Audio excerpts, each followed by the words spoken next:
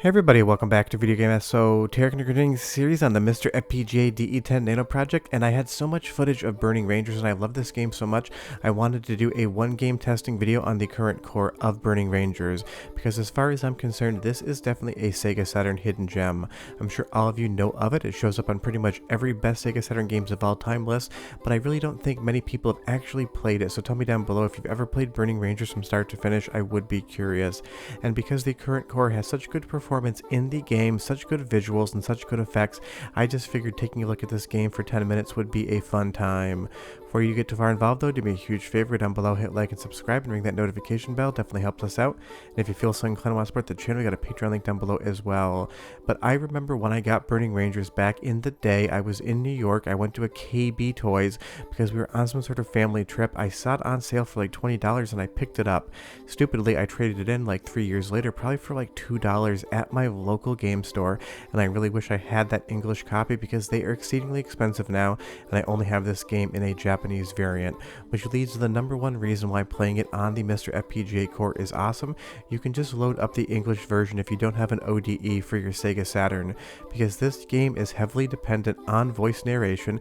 It basically gives you a voice navigator telling you where to go in the environment, and if you try to play that on a real Sega Saturn with a Japanese copy, you better hope you understand Japanese. I do not, so it makes the game nigh unplayable.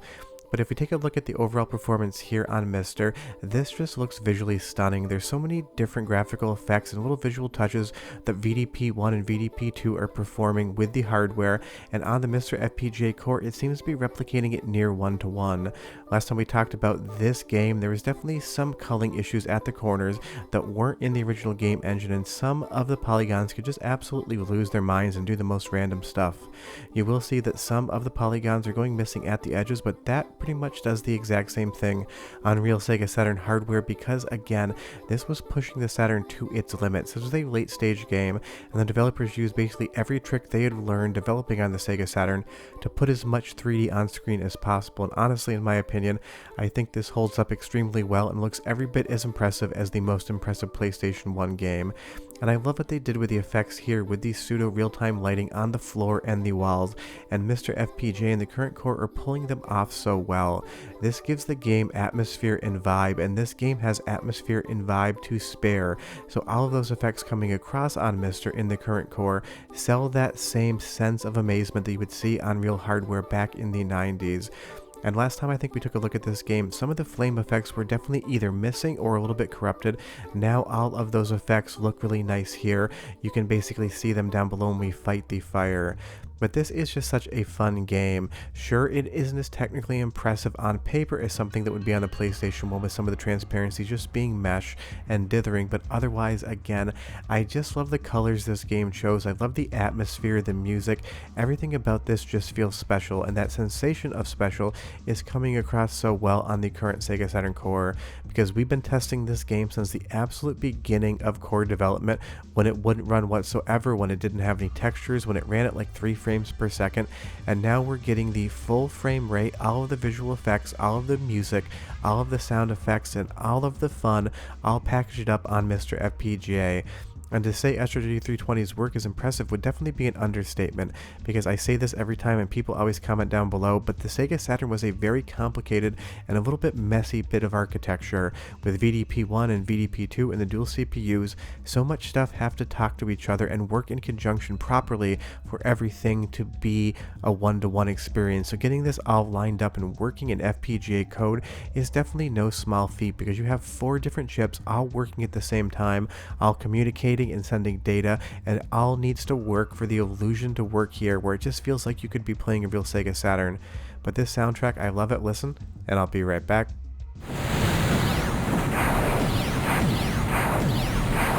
Keep going straight.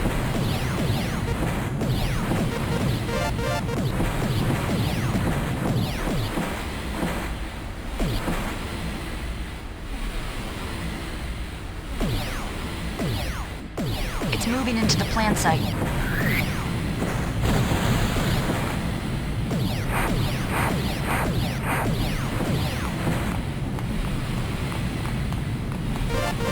Show, it's entered sector D308.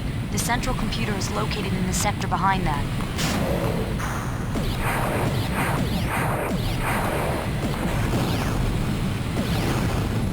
In spots, it definitely sounds more like a soundscape than a soundtrack, but it 100% just sells that illusion of you being in a massive warehouse or building fire. That rushing, whooshing wind in the background, the heat effects, all of the explosions. It sounds chaotic and dissonant, and that is because that's exactly what's going on in the game. It is chaos. You're jumping around using your jetpack, trying to extinguish these flames and get to the boss. It is absolutely, from start to finish, just action-packed and chaotic, and it comes across in the sound. But just look at that purple color here, these blues, these greens, look how good they are coming out of the MiSTer FPGA Core. Obviously the Sega Saturn is RGB capable, there's no mods needed, and it looks incredible on a PVM, but I think here with the clean HDMI out, this is the prettiest way I've ever seen this game be played, and that's all down to the fact that we have that great HDMI out on MiSTer, and we have such a good core implementation from SRG 320. You'll see a lot of Sega Saturn games and a lot of details in HDMI that maybe you missed on CRT, or if you just basically used a scaler. Nothing against scalers, I have a ton of them and use them all the time for the channel, but this crystal clear HDMI out with all of these colors on the walls, the blues, the purples, they almost feel like they're glowing, and that effect comes across so well on the core. And again, if you see a couple polys popping in and out, that's going to happen on real hardware as well. I'd love to know how many different triangles, or in this instance quads, are being put on screen at once in this game, because it feels like it may have the most of any Sega Saturn game I've seen before, but I just don't have the technical data for that.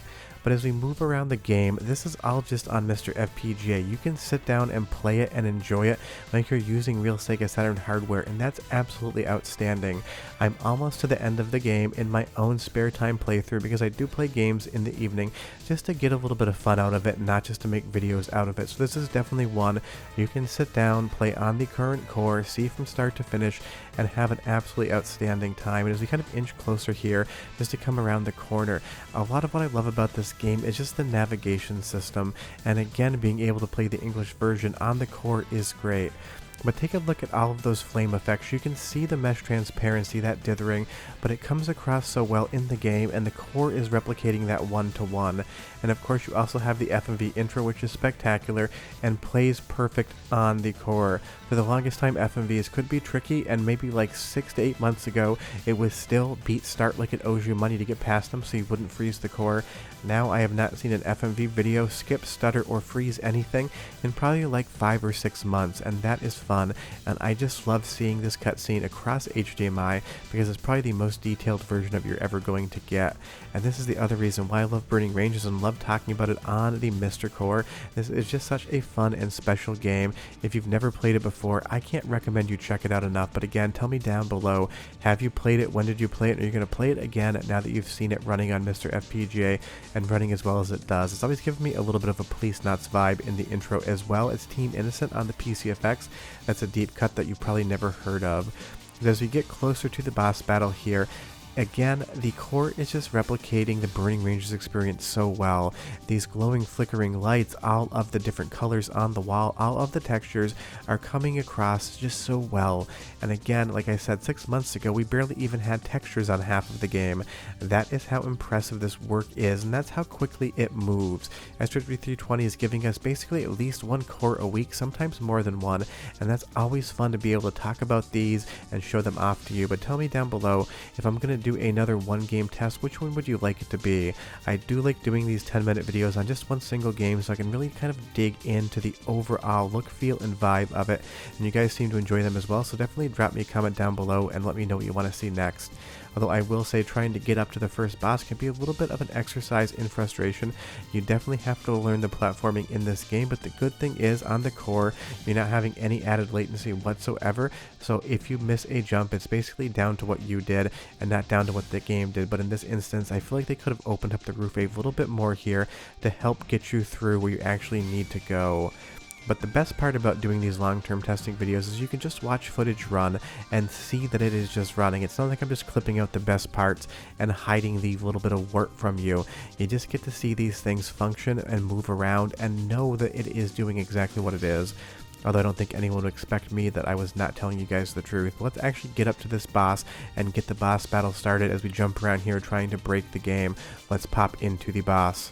And I've always loved this first boss arena as well. It basically feels like you're playing Little Shop of Horrors. You have this gigantic plant coming out of the ground, and that's the fun and weird thing about Burning Rangers. You're basically fighting a fire the entire first level, and then suddenly you have this giant, what looks like orchid coming out of the floor, just shooting these blue flames at you. It's really inexplicable why that's what Sega's developers chose, but it 100% works, and it is just charming. And you'll see when those flames do get close to the screen, they do have a pseudo-transparency to them. You can see through them in their own way, proving that Saturn could pull off a realistic transparency effect compared to something like PlayStation 1. But the best part about the long-term test is I can tell you, if you want to play Burning Rangers today, just sit down, load up the game, enjoy it, you can save, you can do whatever you want, and you can beat it. So this is a game that is basically near perfect. Honestly, I can't spot any problems whatsoever right now, but I'm sure one of the eagle-eyed amongst you will notice some polygon that should be there, or a stray pixel or issue that I just didn't see, and big thanks to Andy D for helping with the capture on this one as well. But the Sega Saturn Core is shaping up incredibly well. The time to play it is now. If you're sitting on the fence about testing, just go over to MiSTer Discord, pop into the Unstable Nightly's channel, grab the newest core, drag and drop, and start playing. And definitely check Burning Rangers out. It's a 10 out of 10 game with 10 out of 10 performance on the core. But I'll see you guys next time. Bye bye.